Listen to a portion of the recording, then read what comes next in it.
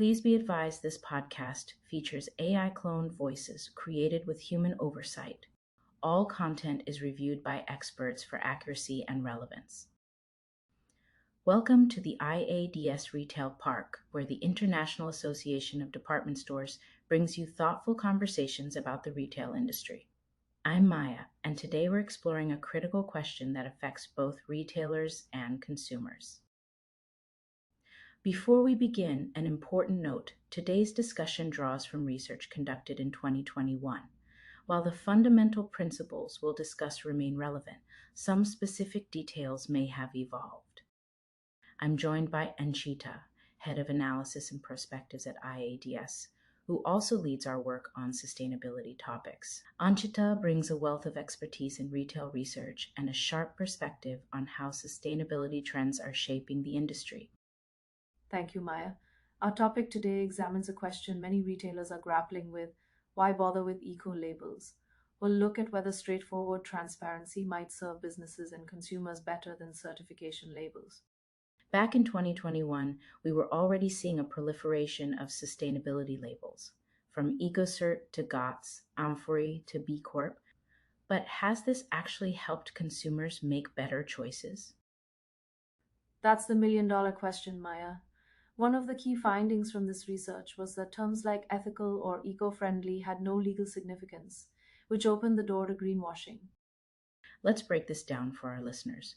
What were some of the standout examples of companies doing sustainability right? Well, Patagonia was highlighted as a leader with their bold "Don't Buy This Jacket" campaign. They actually discouraged overconsumption and focused on extending product life through their warm wear program. Then there's Asket, a Stockholm-based menswear brand that took a fascinating approach with their permanent basics concept. Can you provide more details about Asket's transparency strategy? Absolutely, Maya. They took quite a revolutionary approach. For each item, even a basic white t-shirt priced at €35, they provided complete transparency about the landed cost, traceability, and environmental footprint. This helped consumers understand exactly what impact their purchase decisions were making. That's really something that takes real commitment and dedication. But I have to ask, are consumers actually using this information to make purchasing decisions? According to McKinsey research from 2021, they increasingly were. The study showed that 57% of consumers had made significant lifestyle changes to reduce their environmental impact, and 67% considered sustainable materials a critical purchasing factor. But there's often a gap between what consumers say and what they actually do, right? Yes, you have a point there, Maya, but the research indicated that this gap was narrowing.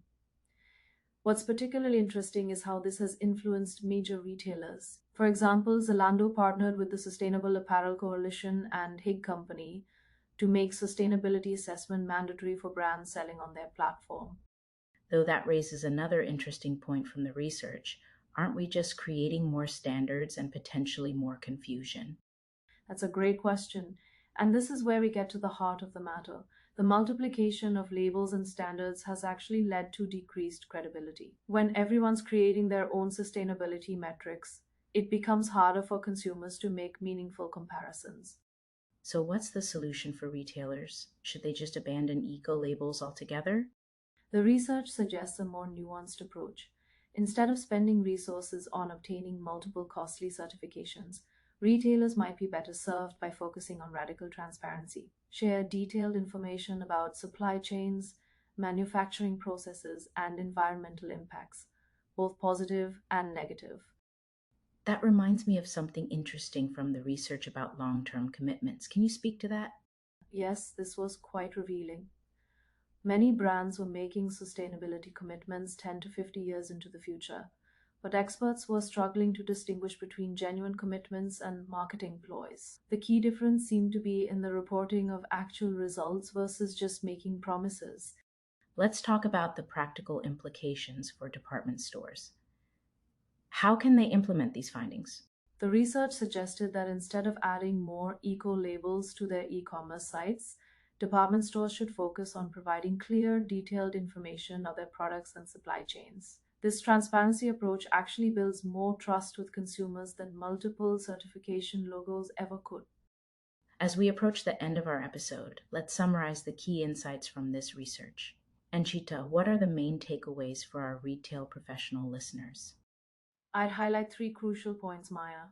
First, transparency is becoming more valuable than traditional eco labels. Second, consumers are increasingly sophisticated in their understanding of sustainability claims and want real data rather than marketing speak. And third, successful sustainability initiatives need to be backed by actual results, not just long term promises.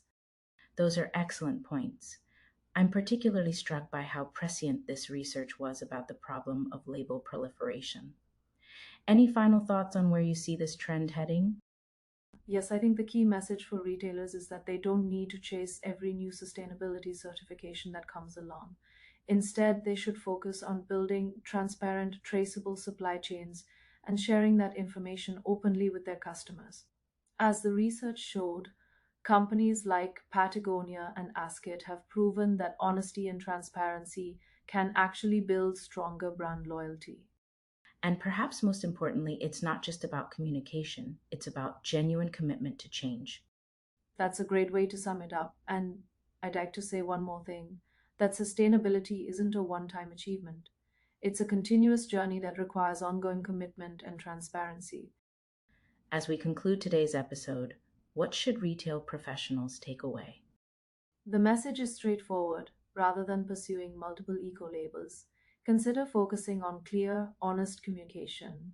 Share complete information with customers, including both achievements and challenges. Thank you for these insights, Anchita. And thank you, listeners, for joining us for another episode of The Retail Park. Remember, this discussion was based on 2021 research, but the principles of transparency and authentic commitment to sustainability remain more relevant than ever. If you found today's conversation valuable, please subscribe, rate us on your favorite platform, and share this episode with your team. Catch our exclusive industry updates and more deep dives on LinkedIn and Substack. Catch us on the next episode of the IADS Retail Park.